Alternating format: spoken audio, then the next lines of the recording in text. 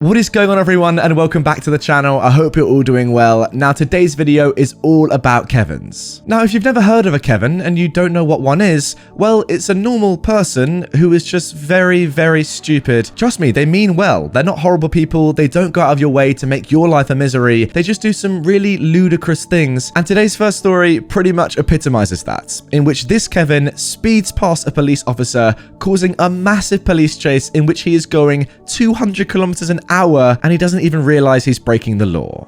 Kevin and the speeding fine. I just remembered I used to work with a Kevin. My partner and I worked in another town, about a 45-minute drive, and would occasionally give this Kevin lifts. He would pay us petrol money, so we had no problems doing that. The poor dude, though, was as dumb as a doorknob. Nearly everything went straight over his head. We discovered that he had a helicopter mum, and while he was in school, she would do his homework for him, etc. And as a full-grown adult, she would still baby him. She was the one who contacted my partner to ask for us to give him lifts to and from work in the first place. We also had Rob, the conspiracy theorist, who got a lift from us as well. Kevin and Rob would sit in the back seat, and Kevin ate up everything Rob spewed about. Chemical trails, reptilian overlords, microchips given to everyone at birth, you get it. After a little while, Rob talks Kevin into getting his own vehicle, and him and Rob start driving to work together. All goes well for about a month or so when they approach us asking for lifts again. No problems. On the way home, we asked what changed their minds. Rob goes off about how him and Kevin worked late one afternoon and Kevin drove home. Well, Kevin was speeding 120 kilometers per hour in a 110 kilometers per hour zone and went straight past the police officer. The cop obviously pulls out and flashes the lights, so Kevin, in his infinite wisdom, floors it. Rob was screaming at him to pull over and reckons he was driving at about 180 to 200 kilometers an hour to get away from the cop. Guys, that is about 125, 130 miles an hour. They get about 10 minutes out from our town and Kevin finally pulls over. Obvious loss of license, vehicle impounded, and on top of that, a $2,000 fine. I asked Kevin why he didn't just pull over in the first place. He said he was tired and just wanted to get home. I was gobsmacked. Kevin said he couldn't work out why the punishment was so severe, even though he was lucky he wasn't arrested. He really thought it was okay to do that because he was tired? I left that position shortly after that. So thankfully, I didn't have to deal with him or Rob anymore. Wait, okay, so you're legitimately telling me that this Kevin went past an officer speeding who then put their lights on, and then he said, you know what, screw this officer, I'm gonna beat him in a drag race, and just zoomed. It was like, you know what, I'm tired, I wanna go to bed, I can't be dealing with all this, police drama and maybe getting arrested and losing my license and maybe even going to prison if I hit someone for life. No, I'm tired, I want to go home. Guys, if you didn't know what Kevins were before you heard this story, I think you now probably do. Now moving on to our next story about Kevin. Kevin tries to cheat on his final project. Here's a short story about a Kevin I went to high school with. This Kevin was a smart kid in a lot of ways, as many Kevins are. He was in all the advanced track, college prep classes, so he definitely had book smart, if nothing else. For the final, in our AP English class, we had to do a whole big project. Part of it was a normal academic essay on a topic. Part of it was choosing several different ways to demonstrate or apply our topic in creative ways. Kevin is into the creative part, but bored by the regular essay part, so he decides to just plagiarize it. You probably know a bit about different types of plagiarism and how teachers can spot it. Sometimes it's just failing to attribute some quotes. Sometimes it's lifting a few paragraphs from Wikipedia and just changing a few words around. And sometimes it's wholesale using someone else's work. But Kevin went for none of these strategies. Kevin found an essay online that he thinks will work. He hits Ctrl+P and he turns it in. No copy and paste, no reformatting. The URL is printed at the bottom of every page. The website menu and ads on the page, they're printed too. The links within the text are even helpfully printed in blue ink. This guy has literally just printed it flat out from the website. And of course, he was absolutely shocked he didn't get away with it. Wow. Yeah, guys, that is something I actually forgot to mention. In a lot of these stories and a lot of these situations, the Kevins are book smart. You know, they have really good academic knowledge or just very good in education. It's when you kind of take them out of that context that often a lot of these stories happen and you have these dumb moments from people who you think are book smart. But in this situation, it's actually in school. He's probably a very clever guy and very creative guy, but doing this sort of thing, yes, you're obviously going to fail. Like, what are you thinking, man? I just fear for him in later life because with that sort of, you know, decision making, what is going to happen to this Kevin when he has to face the real world? Now moving on to our third post. Kevin from the cult. My friend has a lodger who is a Kevin, a female Kevin. For some reason, I dislike the term Kevina, which is what female Kevins are often referred to, so I'm just going to call her Kevin. When I met Kevin, I initially tried to be friendly towards her. She mentioned her church, so I asked her which church she went to. I wasn't familiar with it, so she told me a bit more about it. It became apparent, though, that this was a cult. She tells me that their pastor, almighty cult leader, possibly more important than Jesus, wrote the world's best-selling book. I managed not to sarcastically reply with, "He wrote Harry Potter?" and just made a mental note never to discuss religion with this person again. In recent times, I've learned that Kevin's cult believes that coronavirus is a conspiracy to turn people away from God.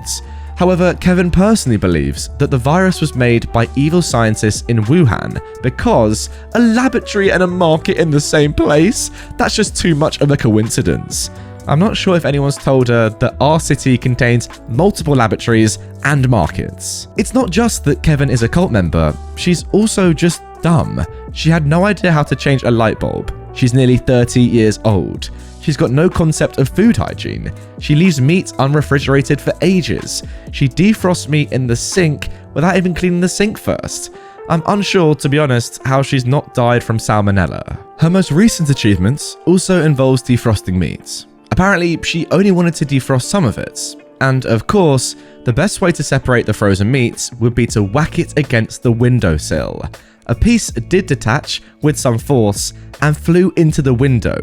My friend has now billed her for a broken window. After reading the first story in today's episode about the Kevin who didn't even realize that he was going so insanely over the speed limit and just wanted to get home because he was tired despite the police chasing him, I genuinely did, that he would surely be the most stupid person we'd meet in the whole of this video, but I was wrong, I think, because this person has just done so many things that are just unbelievably brainless. Like, not to the extent, to be fair, of running away from the police, but like just crazy, inhumane things that you would never do. A normal person like me and you would just never do that sort of thing. Honestly, I don't even know what to say to half of the things that I've just read. It's so weird. Why? I mean, the meat stuff, that's very, very strange. Chucking meat at a windowsill, that's very, very strange. But also thinking that the coronavirus was invented by evil scientists in Wuhan. Okay, let's move on. So then, now moving on to our final story. Kevin keeps making his eye worse. Also doesn't understand UK medicine. So Kevin, a 26-year-old, a friend of a friend, has had a recurring eye infection, weepiness, soreness for nigh on 2 years now, and refuses to go to the doctors because every time it even slightly clears up, he insists his cleaning regimen is solving the problem. This is also for another reason I discovered later. It's not as if an employer can force him either, as he somehow runs his own business. When asked, he insists his regimen involves an eye bath, a little cup of sterile water held onto the eye for a few seconds, eye lubricant, essentially thick, soothing eye drops, and then regular eye drops, all of which can be bought from the supermarket. It sounded pretty normal, to be fair, when he put it like that. But when I happened to be at his house and witnessed his actual regimen, I was speechless. The sterile water Kevin uses in the eye bath is straight out of the tap, topped off with a couple of sprays of non-bleach cleaning spray. He insists that's okay as there's no bleach and the brand is labelled as eco-friendly. Eye baths are meant to be single-use.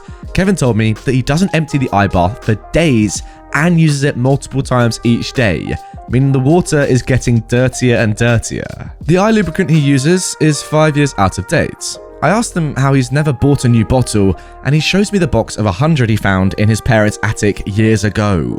The regular eye drops he uses is a mixture of tap water, the same cleaning spray in the eye bath, and then a sprinkle of Himalayan pink salt that he is sure sucks out the impurities, all refilled into an old eye drop bottle. Not only that, but each time he uses the mixture, he squeezes a large amount onto his eye and then proceeds to put his finger directly onto his eyeball and rub in the liquids. To compound this, he works as a gardener, and most times I've met him, he has had soil on his fingers. I told him how harmful and dangerous all of this was for his eyes, and that he has to go and see a GP, a general practitioner, a doctor in the UK, immediately.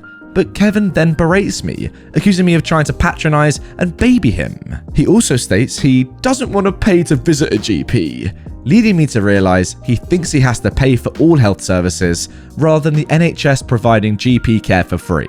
I assume this is because he's a huge fan of House, so thinks all medical practices work that way.